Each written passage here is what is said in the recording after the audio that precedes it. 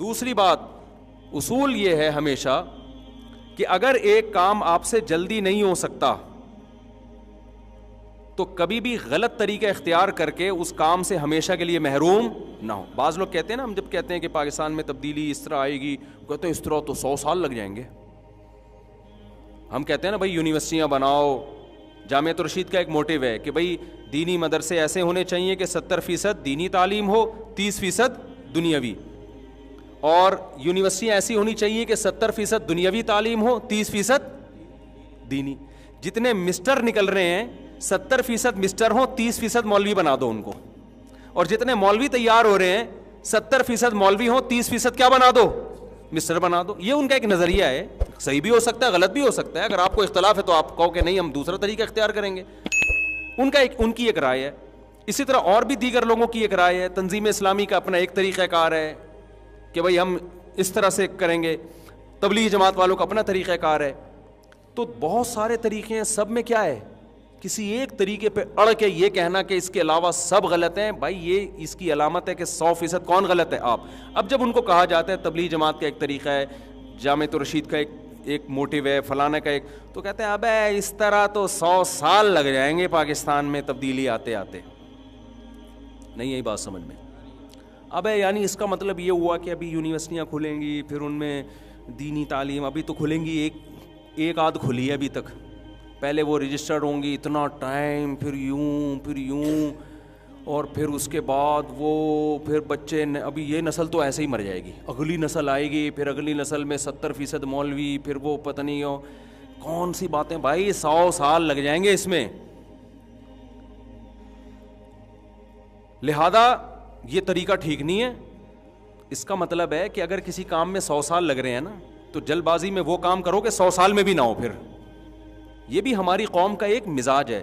لوگ کہتے ہیں نبی صلی اللہ علیہ وسلم نے جو طریقہ اختیار کیا تھا نا, 23 سال میں انقلاب آ گیا تھا, لہذا ہم بھی کم سے کم 23 سال میں کیا لائیں گے, انقلاب. او بھائی یہ نہیں ہے. رسول اللہ صلی اللہ علیہ وسلم آخری نبی ہیں, آپ کی ذمہ اللہ نے عمر تھوڑی دی اور آپ کے کام میں بے انتہا برکت رکھی ہے, لیکن آپ صلی اللہ علیہ وسلم کی سیرت میں ہمیں یہ بتا دیا کہ 23 سال میں جو طریقہ کار ہے نا, وہ طریقہ چینج نہیں ہوگا, چاہے 2300 سال لگ جائیں تمہیں. طریقہ میتھڈ یہی ہے. تو نبی کو تو ٹائم تھوڑا دیا گیا, آخری نبی ہے نا, تو آپ نے وہ سارے طریقے اختیار کیے جو اس زمانے کے لحاظ سے سوٹیبل ہو سکتے تھے. اس میں ہمیں یہ بتا دیا گیا کہ طریقہ یہی رہے گا, چاہے نتیجہ 23 سال میں نکلے یا 2300 سال میں نکلے, اس طریقے سے آپ نے ہٹنا نہیں. اور وہ طریقہ کیا ہے, گراؤنڈ ریئلٹی کو دیکھ کر اسباب کی دنیا میں غور کرنا ہے کہ اسباب کی دنیا میں یہ طریقہ کارگر رہے گا یا نہیں رہے گا. اگر اسباب آپ کو اس کی اجازت نہیں دے رہے, اسباب کا مطلب سمجھتے ہیں, دیکھو اللہ نے دنیا کو جوڑ دیا ہے اسباب کے ساتھ. پیاس کیسے بجھے گی آپ کی, پانی پئیں گے, دعاؤں سے نہیں بجھتی. ایک آدمی کہے مجھے چونکہ بہت پیاس لگ رہی ہے, اب میں کنویں میں, وہ ادھر کنواں ہے, اس تک پہنچنے میں مجھے 6 گھنٹے لگ جائیں گے. یار تو بڑی ٹینشن والا کام ہے یار, اتنی دیر میں تو میں بہت ساری تبلیغ کا کام کر سکتا ہوں, بہت سارے لوگوں کو مسلمان بنا سکتا ہوں, لہذا میں اللہ سے دعا مانگوں گا کہ پانی مجھے ویسے ہی پلا دے. تو پلا دے گا اللہ تعالیٰ؟ اللہ کی عادت یہ ہے کہ نہیں پلائے گا.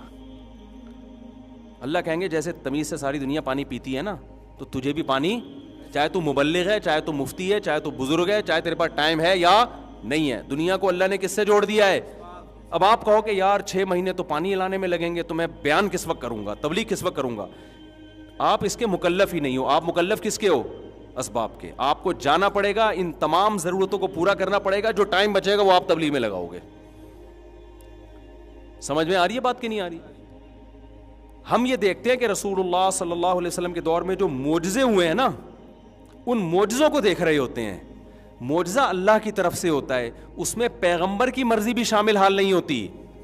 پیغمبر کو حکم ہے گراؤنڈ ریئلٹی کو دیکھ کر اسباب کے تانے بانے جوڑ کر آپ نے فیصلہ کرنا ہے. باقی اگر معجزہ دکھانا ہوگا وہ کون دکھائے گا؟ اللہ دکھائے گا. وہ اللہ کی مرضی ہے, وہ اللہ نے کیسے کرنا ہے. جو کام اللہ کا ہے اس میں ہم اپنے آپ کو آزمائش میں ڈال رہے ہیں, ہم اس پہ نظر رکھے ہوئے ہیں. جو اللہ نے ہمارے ذمے لگایا ہے اس میں ہم دلچسپی نہیں لے رہے. نہیں آ رہی بات میرا خیال ہے سمجھ میں؟ تو دنیا میں اللہ کا اصول ہے, جو کامیابی کے اسباب اختیار کرے گا, چاہے وہ مذہبی کامیابی ہو یا دنیاوی کامیابی ہو. کامیابی اس کو ملے گی جو اسباب اختیار نہیں کرے گا, اس کو کامیابی نہیں ملے گی. یہ اللہ کا بنایا ہوا قانون ہے. جو روٹی کھائے گا اس کا پیٹ بھرے گا, نہیں کھائے گا الٹا لٹک کے دعائیں مانگے, چلے کاٹے جنگلوں میں جا کے اور وقف کر دے اپنے آپ کو, سب کچھ ملے گا, روٹی نہیں ملے گی, مر جائے گا بھوک سے, اور خودکشی کا گناہ بھی ملے گا اس کو. نہیں آ رہی میرا خیال ہے بات. ہمارے ایک دوست تھے, وہ تبلیغ میں نئے نئے وقت لگا کر آئے نا. اب تبلیغ کے اکابر تو یہ باتیں نہیں سکھاتے, ان پہ مسالہ لگ گیا زیادہ, وہ اب اکابر سے بھی آگے نکل گئے. بعض لوگوں پہ مسالہ زیادہ لگ جاتا ہے, جون پور کے قاضی بن جاتے ہیں. آ کے ہماری مسجد میں بیان کر رہے ہیں کہ تم اگر جو ہے نا اللہ کے راستے میں نکلو گے تو بیوی بچوں کا اللہ خود کفیل ہو جائے گا. یعنی ان کے خرچے پانی کی ضرورت, ان کو خرچہ پانی دینے کی ضرورت نہیں ہے, بس اللہ کے راستے میں نکلو, پیچھے اللہ ان کو خود کھلائے گا, اللہ پہ توکل کرو. ہمارے استاذ بھی وہ تبلیغ میں بہت وقت لگاتے تھے, عالم تھے وہ, انہوں نے پکڑ لیا اس کو بیان کے بعد. انہوں نے بولا اللہ کے بندے کہ یہ تبلیغ کے اکابر کی تعلیمات نہیں ہے, اس طرح کی چند چیزیں لوگ دیکھ کے نا تبلیغ سے بدگمان ہوتے ہیں. تبلیغ سے بدگمان, یہ ایک آدمی ہے نا, یہ اس کو مسالہ جون پور کا قاضی بن گیا ہے, یہ مسالہ زیادہ لگ گیا ہے, یہ تھوڑی کہ تبلیغ والے یہ چیزیں سکھا رہے ہیں. تبلیغ میں جب آپ جاؤ گے تو وہ تو پہلے یہ دیکھتے ہیں یونیورسٹی سے چھٹیاں ہیں یا نہیں ہیں. ہم نے خود ایسے کتنے لڑکے گئے ہیں, وہ بتاتے ہیں کہ انہوں نے ڈرائیور سے ہمیں واپس کیا کہ آپ کی یونیورسٹی کی بھی چھٹی نہیں ہے, پڑھائی آپ کی ہر جگہ ضائع ہو جائے گی, تو آپ جاؤ چھٹیوں میں آنا. وہ تو خود سکھا رہے ہوتے ہیں, لیکن نیچے بعض لوگوں کو مسالہ زیادہ, اس کو مسالہ اتنا لگ گیا. اس نے کہا کہ بھائی بیان میں کہہ رہے کہ بھائی کہ جو ہے نا وہ آپ بیوی بچوں کی پرواہ چھوڑ دو, تبلیغ میں نکلو, کھلائے گا کون؟ اللہ, کیونکہ اللہ پہ توکل کرو گے تو. ہمارے استاذ مفتی بھی تھے, انہوں نے پکڑ لیا اس کو, کہنے لگا خدا, وہ تھے بھی پٹھان, اب ہم وہ بڑے غصے والے نا, ایسی بڑی بڑی آنکھیں نکال کے نا جب کسی کو دیکھتے تھے لوگ ڈر جاتے تھے. ایک دن میں نے ان سے یہاں بیان کروایا, لوگ کہنے بھائی بہت خطرناک استاد ہیں. وہ نا ان کی آنکھیں بھی بڑی بڑی, اچھا طبیعت میں جوش بھی بہت ان کے, تو ایسے کر کے نا وہ غصے میں انہوں نے بلا لیا اس کو, گڈی میں سائڈ دلا ہوئے بیان کے بعد نا, شکر ہے بیان میں نہیں روکا اس کو. انہوں نے کہا ادھر آپ, انہوں نے بولا تو نے جو یہ بتایا ہے کہ بیوی بچوں کے حقوق پورے کیے بغیر تبلیغ میں نکل جاؤ, تو تبلیغ میں جائے گا کیا سیکھنے کے لیے؟ اسلام سیکھنے کے لیے جائے گا نا, یا اسلام کی تبلیغ کرنے کے لیے جائے گا؟ تو اسلام تو دو چیزوں کے نام ہے, اللہ کے حقوق اور مخلوق کے حقوق. تو مخلوق میں تو والدین بیوی بچے سب سے پہلے ہیں, انہی کے حقوق کو توڑ کے جائے گا تو سکھائے گا کیا؟ آدھا اسلام تو تو نے کیا کر دیا, ختم کر دیا, بچا کیا ہے؟ نہیں یہ بات سمجھ میں. تو مجھے ان کا اسٹائل بڑا اچھا لگا کہ ایسی ٹو دا پوائنٹ بات کی نا انہوں نے. مفتی تھے نا, تو انہوں نے بات کیا کہ انہوں نے کہا کہ بھائی تو جب جائے گا اسلام سکھانے کے لیے, تو اسلام نام کس چیز کا ہے؟ اللہ کے حقوق, اور آدھا اسلام اللہ کے حقوق, آدھا کس کا؟ مخلوق کے حقوق. تو مخلوق میں ماں باپ, بیوی اور بچے, یہ تو سب سے پہلے ہے نا. تو انہی کے حقوق توڑ کے جب تو تبلیغ میں جائے گا تو آدھا تو اسلام تو نے کیا کر دیا, ختم ہی کر دیا. اب سکھائے گا کیا لوگوں کو؟ انہوں نے کہا یہی چیز تو آپ تبلیغ میں نکلتے ہو سکھانے کے لیے کہ اللہ کے حقوق بھی پورے کرو اور ماں باپ اور بیوی بچوں کے حقوق بھی پورے کرو. تو یہ تو کرنے پڑیں گے, تو فرض عین ہے. سمجھ میں آ رہی ہے بات کہ نہیں آ رہی؟ تو اب اس میں بھی کیا ہوا, اس نے مقصد کو کیا بنا لیا, ذریعہ بنا لیا. سوری, ذریعے کو کیا بنا لیا, مقصد بنا لیا. اپنی سوچ سے نا, کہ جو تبلیغ میں نکلنے ہی کو کیا بنا لیا, مقصد بنا لیا. حالانکہ وہ مقصد نہیں ہے, وہ مقصد تک پہنچنے کا ایک ذریعہ ہے. تو اسی, اب مقصد تو ہے کہ اللہ کے حقوق بھی پورے ہوں اور مخلوق کے حقوق بھی پورے ہوں. تو مقاصد پہ کبھی سمجھوتا, سمجھ لو, خوب سمجھ لو, کبھی بھی سمجھوتا نہیں ہوتا, ذرائع پہ سمجھوتا ہوتا ہے. ذرائع میں یہ ہے کہ بھئی ابھی یہ ہے کہ بھئی یہ ابھی جیسے ایک آدمی کو پتہ ہے کہ کھانے کو گھر میں روٹی نہیں ہے, میں جماعت میں نکلوں گا تو میں راشن پانی کا انتظام نہیں کر سکتا.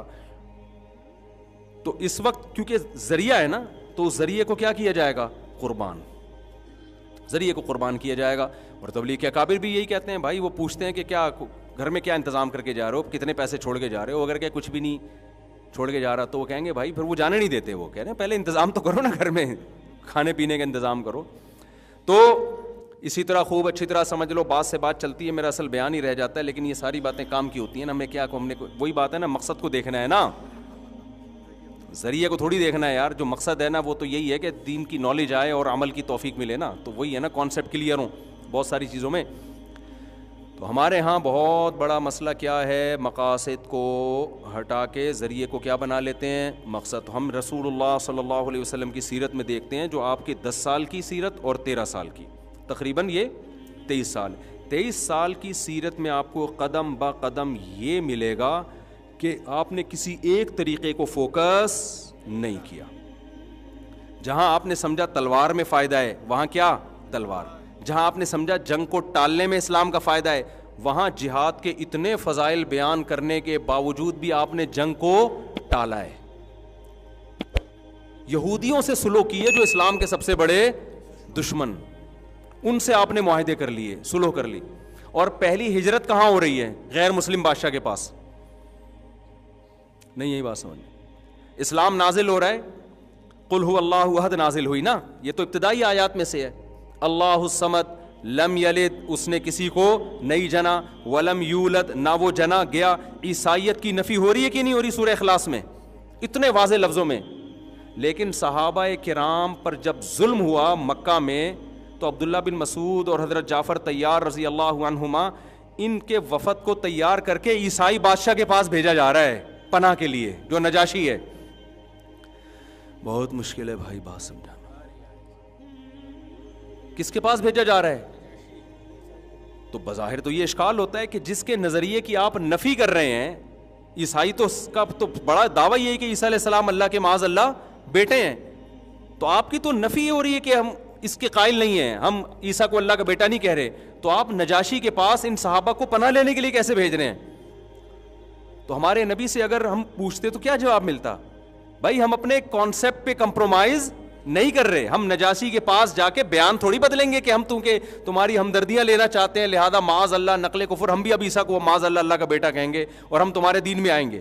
ہمیں یہ پتہ چلا ہے کہ عیسائیت پر ہونے کے باوجود وہ ایک رحم دل اور نرم دل انسان ہے. مظلوموں کی مدد, چاہے وہ کسی بھی مذہب سے ہوں, مظلوموں کی وہ مدد کرتا ہے, اس کی اس رحم دلی سے ہم فائدہ اٹھائیں گے.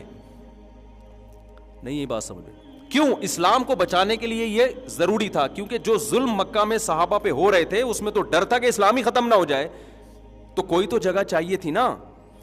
ابے کیا ہو گیا, دیکھو نبی یہ بھی تو کر سکتے تھے نا کہ ہم بجائے عیسائی بادشاہ سے مدد لیں اور اس سے پناہ لیں اور اس کے محل میں جائیں, تو بہتر نہیں ہے کہ ہم اللہ سے مدد مانگیں, تو ہم تہجد کی رکعتیں تھوڑی اور زیادہ بڑھا دیتے ہیں. کیا خیال ہے, صبح یہ وظیفہ, شام کو یہ وظیفہ, اور لا الہ الا انت سبحانک انی کنت من الظالمین, اس وظیفے کو پڑھ کر جب یونس علیہ السلام کو مچھلی کے پیٹ میں سمندر کی تہ میں نجات مل سکتی ہے, تو ہمیں مکہ میں مشرکین کے ظلم سے نجات کیوں نہیں مل سکتی؟ سمجھا پا رہا ہوں اپنی, یہ دینداروں کا فالٹ ہے بھائی, یہ اس کو ہم لوگوں کا فالٹ ہے, یہ اس کو سمجھو. آج جو دین پر آتا ہے وہ گراؤنڈ ریئلٹی سے ہٹ کے نا آسمانوں کی باتیں کرنا شروع کر دیتا ہے. نہ گھر میں تربیت کی کوشش ہو رہی ہے, بچوں کو آج کل ماں باپ ٹائم ہی نہیں دے رہا, دعائیں کروا رہے ہیں امام صاحب میرا بچہ بگڑ رہا ہے, بچے مجھ سے محبت نہیں کرتے, اتنے ابا کے فضائل سن لیے مفتی صاحب سے پھر بھی محبت نہیں کر رہے.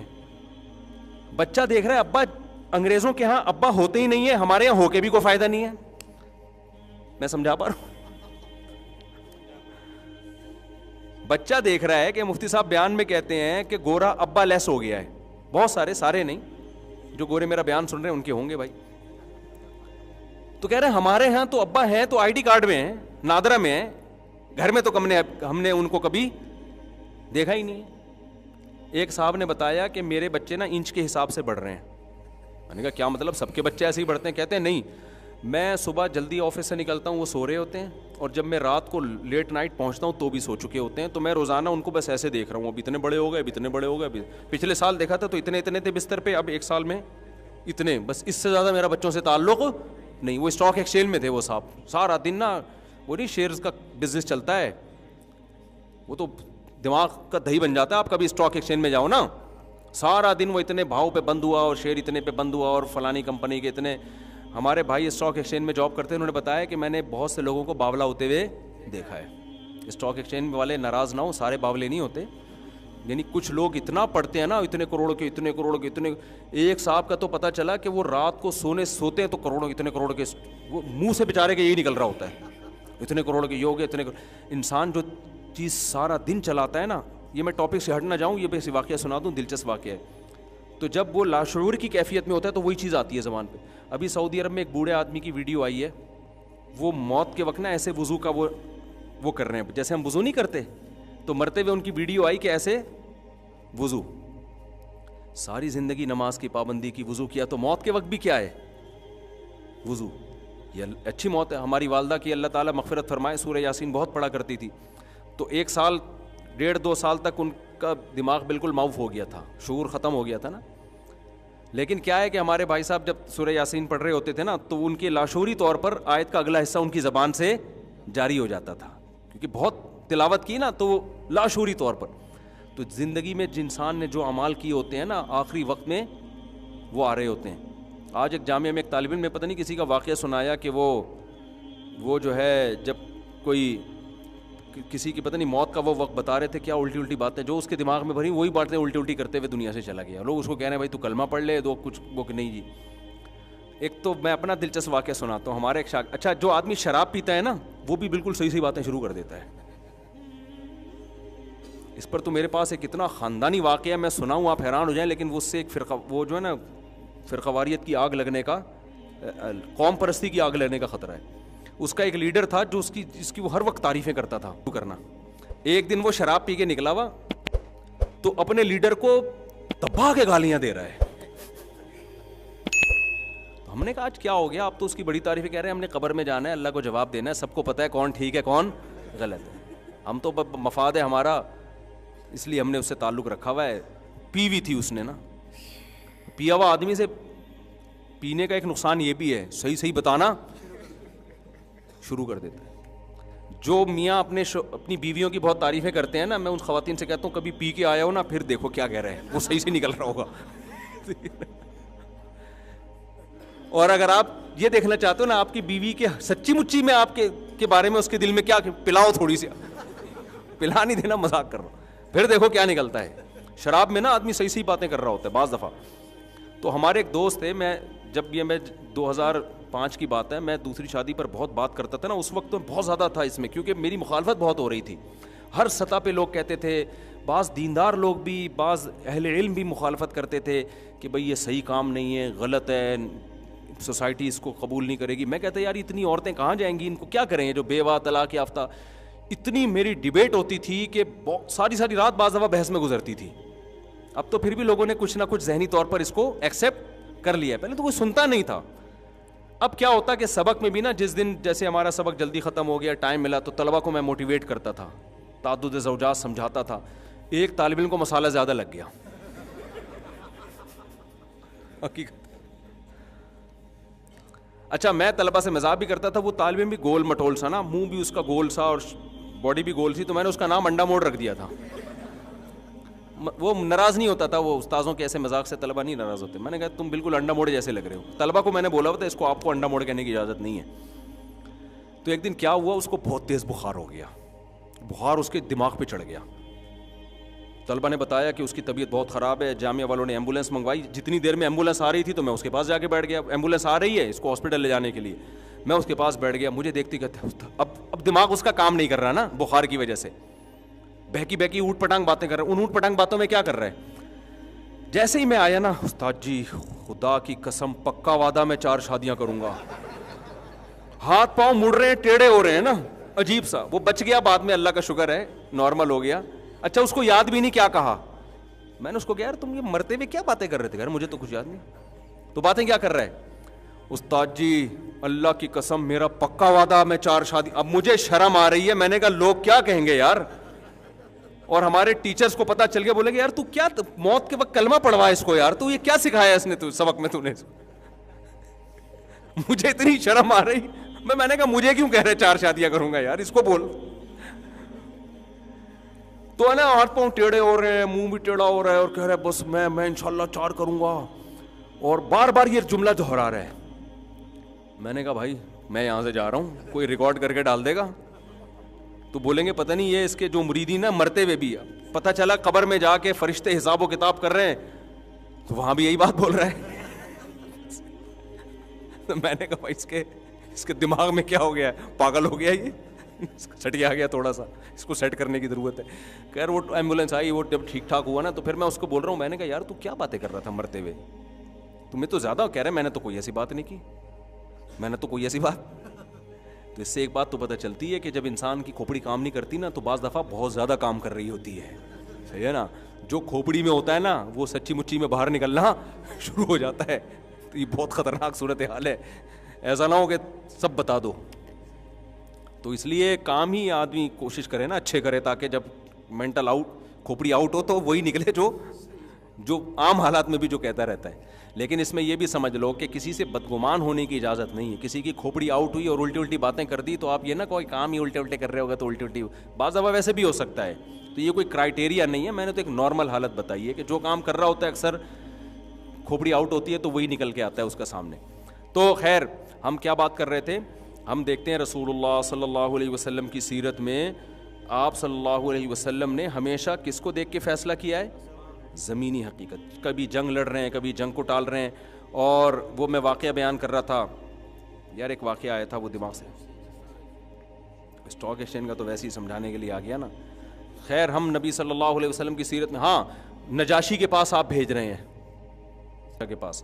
اب ہونا بظاہر تو یہ لگتا ہے کہ بھائی آیت کریمہ کا ورد ہوتا ہے, بھائی مکہ میں ظلم ہو رہا ہے, بجائے اس کے کہ غیر مسلم بادشاہ سے.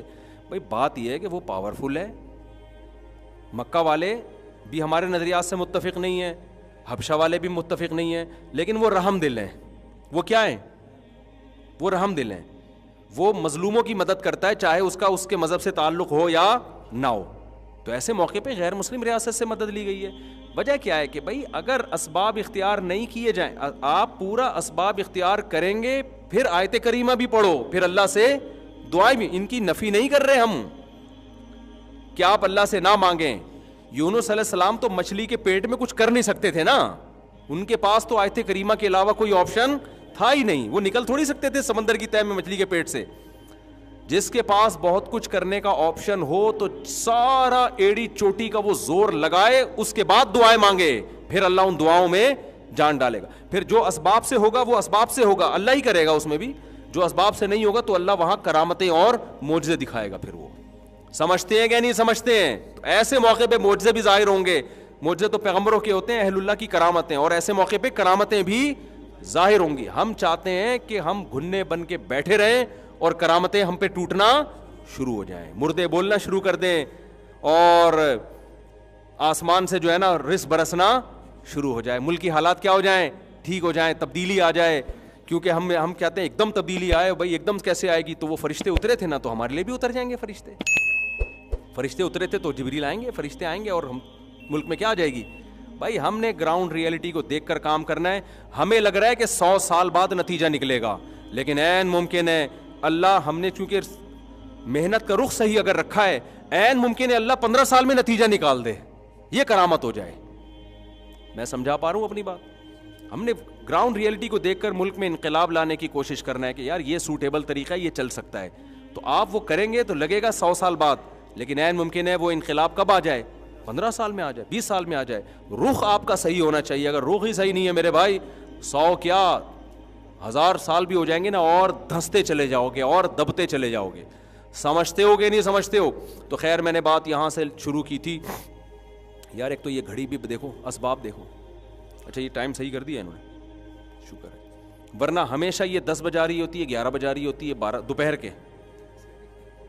تو یہ الحمدللہ گراؤنڈ ریئلٹی سمجھ رہے ہیں.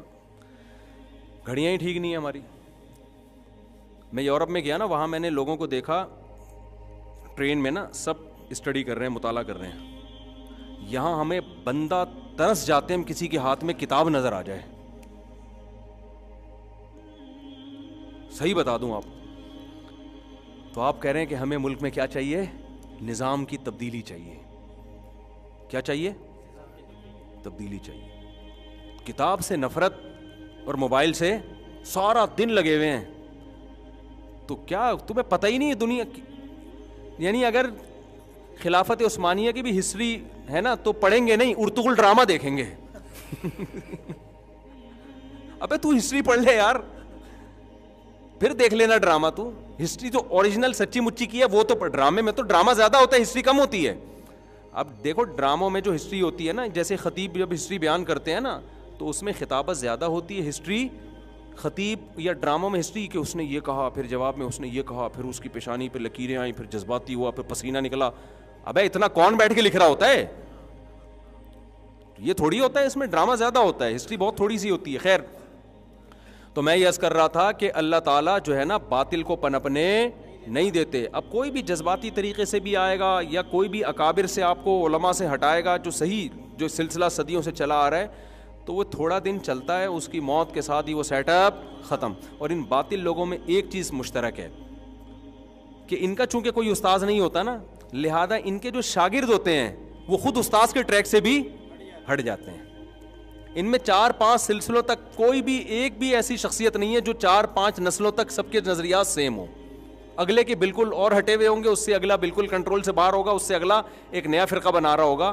اور جو اکابر سے منسلک ہے نا صدیوں سے, وہ ایک ہی ٹریک پر 1400 سال سے چلتے چلے آ رہے. صحابہ کا مسئلہ دیکھ لو, صحابہ کے بارے میں تابعین, تبع تابعین, پھر ان کے شاگرد, پھر ان کے شاگرد, پھر فقہا, محدثین, صدیوں سے ایک ہی ٹریک پر چلے آ رہے ہیں. امام احمد بن حنبل, امام شافعی, امام مالک, امام ابو حنیفہ, پھر ان کے شاگرد, پھر ان کے شاگرد, ان کے استاذ بھی.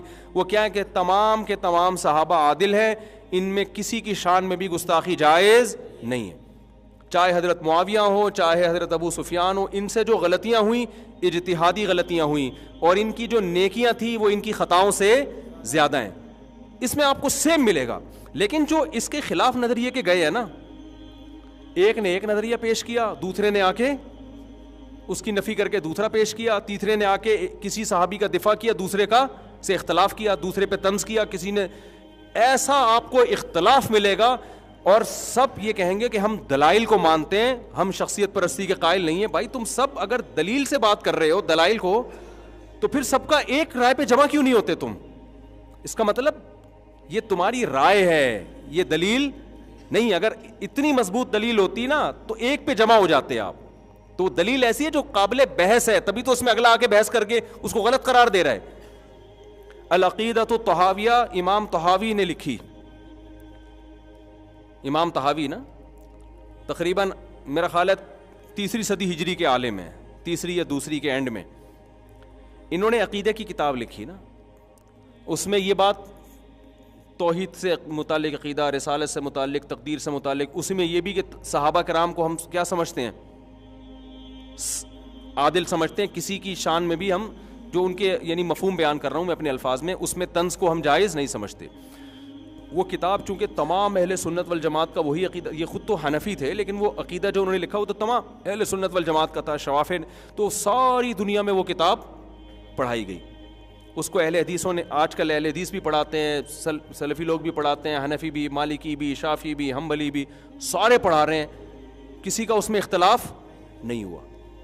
اب آپ دیکھو ایک چیز ایسی ہے جو 1200 سال سے اتفاقی چلی آ رہی ہو, حالانکہ ان 1200 سال میں کتنے بڑے بڑے علامے پیدا ہوئے کہ نہیں ہوئے, کسی نے اس پر اعتراض نہیں کیا کہ یہ صحابہ والا معاملہ ٹھیک نہیں ہے. اس کے بعد چند لوگ اگر آئیں وہ 15ویں صدی میں ہوں اور وہ عالم بھی نہ ہوں, وہ پھر حضرت معاویہ پہ طنز کرنا شروع کر دیں, فلانے پہ طنز کرنا شروع کر دیں, تو یا تو یہ پوری دنیا کے علماء, جس میں ترکی بھی تھا, سعودی عرب بھی ہے, جس میں مراکش بھی ہے, مشرقی دنیا بھی, مغربی دنیا بھی, شمالی مسلمان بھی, جنوب کے مسلمان بھی, یا تو یہ معاذ اللہ سارے کے سارے غلط تھے اور یہ ایک آدمی صحیح ہے. اور آسان کیا ہے بھئی, یہ ایک آدمی غلط ہے یا 2-4 آدمی غلط ہیں, باقی سارے کیا ہیں صحیح. تو یہ جو 2-4 آدمی دلائل دے رہے ہیں, یہ دلائل میں آپ کو کنفیوز کر رہے ہیں. دلائل کے تانے بانے جو ملا رہے ہیں وہ صحیح تانے بانے نہیں ملا رہے. اگر آپ کسی کے پیچھے پڑ جاؤ نا ہاتھ دھو کے, تو آپ اچھے اچھے لوگوں کو بدنام بھی کر سکتے ہو, اور اگر آپ کسی کی عقیدت میں اندھے ہو جاؤ تو برے برے لوگوں کو اچھا بھی قرار دے سکتے ہو. حضرت عثمان رضی اللہ تعالی عنہ وہ صحابی ہیں کہ غزوہ احد میں جب شکست ہوئی نا تو بہت سارے صحابہ غزوہ احد میں فرار ہوئے تھے, تو اس میں حضرت عثمان بھی تھے. صحابہ کرام نے قرآن نے تنبیہ کی سب کو, پھر قرآن نے کیا کہا, اللہ نے معاف کر دیا. پھر صحابہ سے یہ غلطی ہوئی اتنا بڑا حملہ اچانک ہوا ہے تو یہ نیچرل ہے راہ فرار اختیار کرنا. یہ قدرتی طور پہ ہو سکتا ہے, چند صحابہ نبی کے ساتھ رہے, لیکن بڑے بڑے صحابہ کے قدم اکھڑ گئے.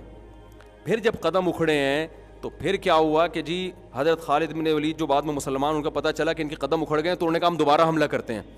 تو یہ جو شکست کھا کے بیٹھے ہوئے تھے زخموں سے چور, ان کو جب پتہ چلا تو اب انہوں نے دوبارہ حملہ کرنے کی تیاری شروع کر دی. اب فرار اختیار نہیں کیا. تو کتنی بڑی نیکی ہے کہ نہیں. تو ایک اگر غلطی ہوئی, اس سے بڑی نیکی کر کے اس غلطی کی تلافی ہو گئی کہ نہیں ہو گئی؟ بولو نا, کیا ہو گیا؟ اگر ایک غلطی ہوئی ہے تبھی تو قرآن نے پھر ان کی تعریفیں کی کہ الذین قال لهم الناس ان الناس قد جمعوا لكم فاخشوهم فزادهم ایمانا, کہ لوگوں نے ان زخموں سے چور لوگوں کو آ کے کہا کہ اب لوگ تمہارے لیے خلاف دوبارہ اکٹھے ہو رہے ہیں. تو اب ان کو کیا ہوا کہ بجائے بزدلی کے ان کا ایمان اور بڑھ گیا. یعنی وقتی طور پر ایک خوف طاری ہوا تھا, فرار اختیار کیا, لیکن اب زخموں سے چور دوبارہ کھڑے ہو گئے. تو قرآن نے اب ان کی تعریف کی صحابہ کرام کی. لیکن جو صحابہ کے خلاف ہے نا, وہ اس پہلو کو آج تک اچھالتے رہتے ہیں کہ چند وہ فلاں فلاں تو نہیں بھاگے تھے, یہ لوگ معاذ اللہ بھاگ گئے تھے. تو آپ بتاؤ یہ طبیعت کے فاسد ہونے کی علامت ہوگی کہ نہیں ہوگی؟ حضرت عبداللہ بن عمر سے خارجی نے کہا کہ عثمان تو معاذ اللہ ان لوگوں میں سے تھے جو غزوہ احد میں بھاگ گئے تھے. حضرت عبداللہ بن عمر نے فوراً جواب دیا کہ ان کا فرار ہونا قرآن کہہ رہا ہے کہ ہم نے وہ کیا کر دیا ہے, معاف. جب اللہ نے معاف کر دیا تو آپ کون ہوتے ہیں بھائی پوچھنے والے؟ تو کیسا اجماعی عقیدہ امت کا چلا آ رہا ہے. تو کوئی بھی دلائل کے تانے بانے لگا کے نا, حوالے اور ریفرنس دے کے آپ کو صحابہ سے ہٹانے کی کوشش کر رہا ہے. آپ کے پاس اگر جواب نہیں بھی ہو, بعض دفعہ نہیں ہوتا انسان کے پاس, اس وقت نہیں تیاری ہوتی, وہ لاجواب ہو جاتا ہے. آپ کا بھائی تیرے دلائل ہوں گے, لیکن یہ پوری امت گمراہی پہ جمع بولو نہیں ہو سکتی. اور اس کے بارے میں یقین کر لو اللہ ان کو پنپنے نہیں دیں گے. یہ 2-4 چلے گا تھوڑا عرصہ, یعنی اس طرح کے لوگ جو بھی صحابہ کے خلاف, اگلی نسل چینج ہو جائے گی, یا اگلی نسل کوئی نیا فرقہ لے کر آئے گی. یعنی باطل فرقہ زیادہ عرصہ چلتا نہیں ہے, ان کے نظریات چینج ہوتے رہتے ہیں. آپ بدعتوں کو دیکھ لو نا. آپ مجھے بتاؤ ربیع الاول میں ہر سال بدعتوں کا اسٹائل چینج ہو رہا ہے کہ نہیں ہو رہا؟ 100 سال پہلے جس طرح ربیع الاول منایا جا رہا تھا, جو بھی بدعتی لوگ کر رہے تھے, 100 سال کے بعد چینج, اگلے 100 سال میں اور زیادہ چینج. تو ایک بدعت کنٹینیو کبھی بھی نہیں چلتی. سنت کنٹینیو 1400 سال سے چلی آ رہی ہے. سمجھتے ہو گے نہیں سمجھتے؟ تو جو چیز کنٹینیو نہیں چل رہی, اس کا مطلب اللہ اسے پنپنے نہیں دے رہا, اس کا مطلب وہ حق پر نہیں ہے. تو اللہ نے پیغمبر صلی اللہ علیہ وسلم کو یہ بتایا کہ آپ اگر معاذ اللہ پہ جھوٹ باندھیں گے, اللہ آپ کو نہیں چلنے دے گا. تو اس میں اللہ نے میسج دے دیا کہ کوئی بھی اسلام میں تحریف کی کوشش کرے گا اس کو میں زیادہ عرصہ چلنے نہیں دوں گا. اس باطل فرقے جتنے بھی آج آپ کو نظر آتے ہیں نا, آپ کہیں گے یہ فرقہ تو 1200 سال پہلے بھی تھا. 1200 سال پہلے اس کی کنڈیشن کچھ اور تھی, 1300 سال پہلے 1100 سال پہلے وہ چینج ہوا, 500 سال پہلے الگ, اور آج جس کنڈیشن میں وہ بالکل الگ ہے, اور اگلے سالوں میں بالکل ہی اور ہی کوئی چیز ہو گیا. وہ تواتر کے ساتھ کنٹینیو نہیں چل سکتی کوئی بھی باطل چیز, اسلام میں نہیں چل سکتی. کھوپڑی کلیئر ہوئی؟ تو اس لیے ہمیں اس سے سبق کیا ملتا ہے کہ جو چیز ہمیشہ سے چلتی آ رہی ہے وہ ٹھیک ہے, کیونکہ اس کا مطلب اللہ اسے پنپنے دے رہا ہے. پنپنے کا مطلب سمجھتے ہیں؟ اصل میں ایسا لفظ پہ پہنچا رہے ہوں کہ پنپنا کیا ہوتا ہے, تو پورا بیان ہی غلط ہو جائے گا پھر. برقرار یعنی اس کو ایک پنپنے کا پنپنا ہی ہے اور کچھ نہیں ہے اس کا.